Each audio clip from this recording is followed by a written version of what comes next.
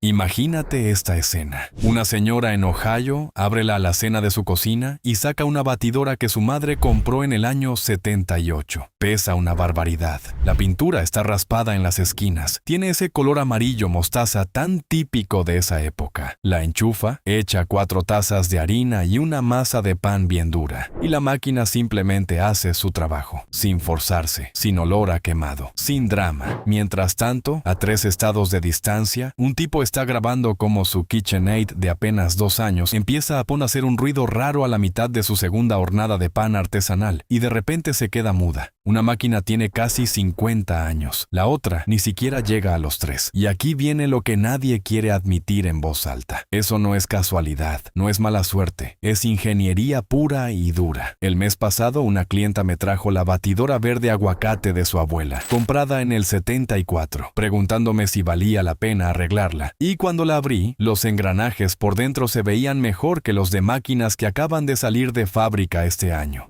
Entonces, ¿qué fue lo que cambió realmente? La verdad incómoda es esta. Las KitchenAid modernas de base fija, esas que suben y bajan el recipiente con una palanca, reemplazaron silenciosamente una pieza crítica del motor, el engranaje seguidor del tornillo sin fin, por una versión de nylon o plástico. Las legendarias de la era Hobart llevaban una transmisión 100% metálica, de arriba a abajo. KitchenAid defiende la decisión diciendo que ese engranaje plástico es sacrificial, que está diseñado así a propósito para romperse antes que el motor cuando la máquina se atasca. La comunidad de gente que busca productos para toda la vida lo llama de otra forma: obsolescencia programada disfrazada de función de seguridad. Y la realidad, como vas a ver ahora mismo, vive en un terreno bastante turbio en el medio, un terreno que la mayoría de los compradores nunca descubren hasta que tienen la batidora muerta encima de la encimera. Antes de meternos a fondo, si te importa tener electrodomésticos que duren de verdad, quédate hasta el final porque te voy a enseñar exactamente cómo identificar un modelo de esos que se heredan de generación en generación en el mercado de segunda mano, y cuáles de los modelos nuevos todavía aguantan como los de antes. Aquí va el contexto que casi nadie conoce. Hasta 1986, las batidoras KitchenAid las fabricaba Hobart. Sí, esa misma Hobart, la que hace los lavavajillas industriales y las picadoras de carne que encuentras en cualquier cocina profesional seria de Estados Unidos. Esos ingenieros no estaban pensando en las galletas de la abuela. Estaban diseñando equipo semicomercial que casualmente cabía en una encimera doméstica. Sobrediseñado, excesivo en especificaciones, pensado para durar más que la persona que lo compraba. Después, Whirlpool adquirió la marca KitchenAid y a lo largo de las décadas siguientes, las tripas de la máquina se fueron degradando poco a poco, sin que nadie dijera nada. El exterior se quedó igual, esa silueta icónica que reconoces desde la infancia, exactamente la misma. Pero lo que hay hoy debajo de esa carcasa no tiene casi nada que ver con lo que había en el 78, y por eso cae tanta gente. Ven la forma, asumen que están comprando la leyenda. Vamos a hablar de lo que pasa realmente dentro de la máquina. Una batidora planetaria funciona así. El motor gira. Ese giro pasa por un tornillo sin fin que mueve al engranaje seguidor, que a su vez alimenta la transmisión planetaria que hace girar el batidor alrededor del recipiente. El engranaje seguidor es el traductor de toda esa cadena. Es la pieza que recibe toda la fuerza y la redirige. En una batidora de la era Hobart, esa pieza era metal macizo, zinc, bronce o acero, dependiendo del modelo. En una moderna estándar, esa misma pieza es nylon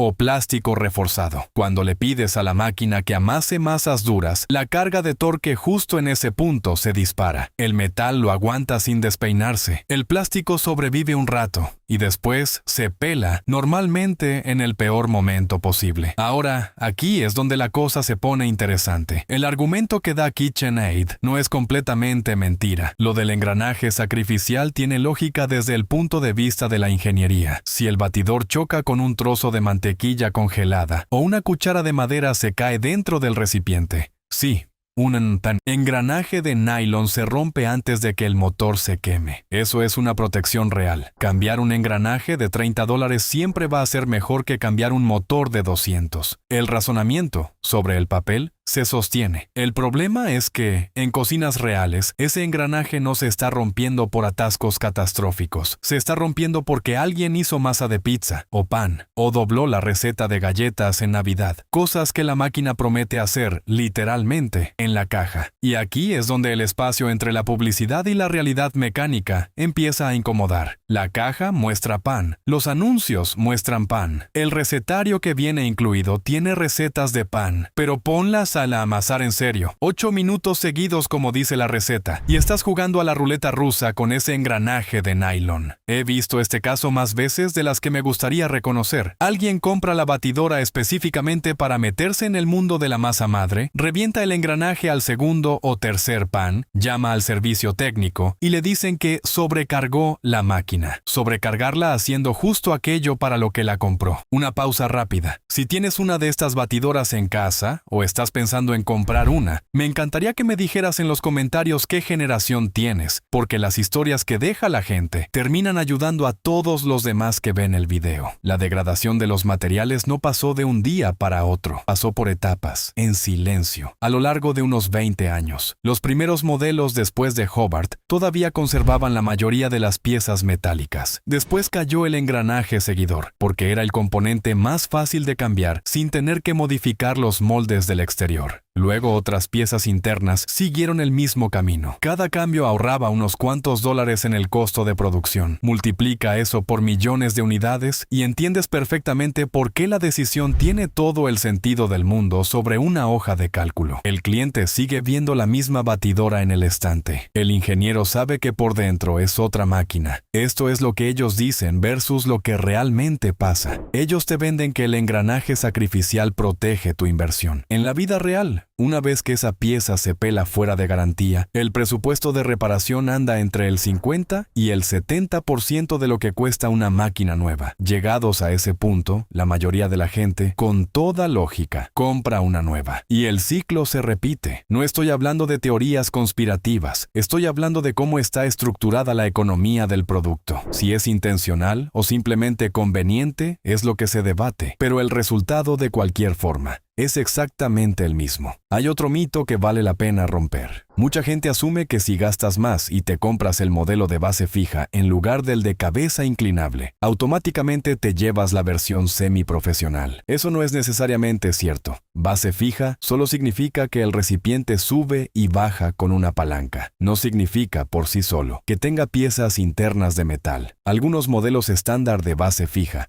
llevan exactamente el mismo engranaje de nylon que los de cabeza inclinable. Los que sí mantienen hoy una transmisión totalmente metálica son los de gama comercial más alta y la línea Pro, específicamente los modelos con certificación N, SF pensados para uso en pequeñas cocinas profesionales. Conozco a una dueña de panadería que aprendió esto de la peor forma el año pasado, después de comprar lo que ella creía que era una batidora profesional en una tienda grande y reventó los engranajes en menos de 4 meses de uso diario. La máquina que de verdad necesitaba estaba 2 números de modelo más arriba y costaba casi el doble. Antes de llegar a la parte donde te explico cómo comprar una de estas correctamente, déjame decirte una cosa. Si alguna vez heredaste una batidora vieja, no la tires, no la regales, no la cambies por una nueva pensando que lo nuevo siempre es mejor. Llévala a un servicio técnico.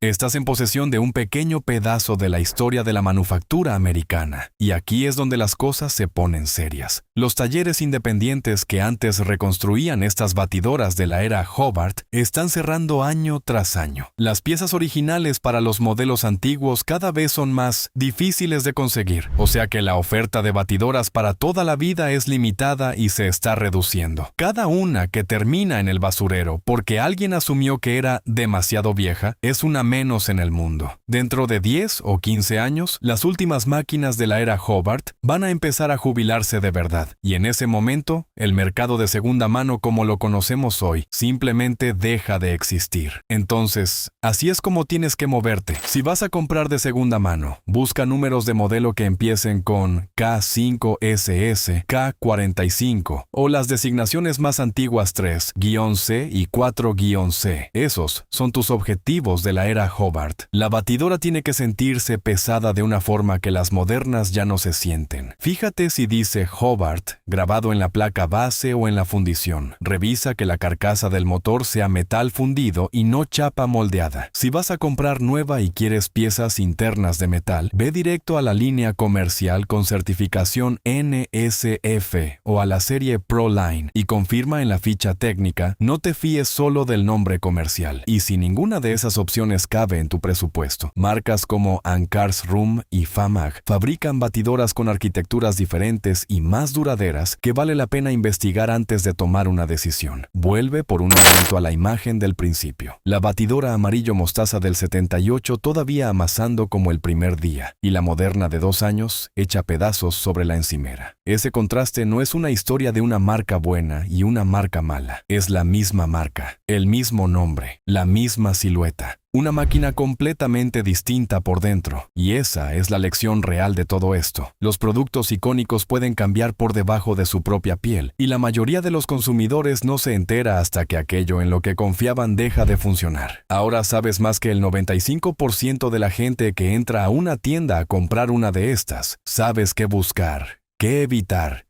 y qué preguntas hacer de verdad. Si este video te cambió la forma de ver los electrodomésticos que tienes en casa, quédate, porque el siguiente se mete con otro aparato de uso diario, que está haciendo exactamente lo mismo en silencio, y cuando te des cuenta, ya no vas a poder verlo de otra manera.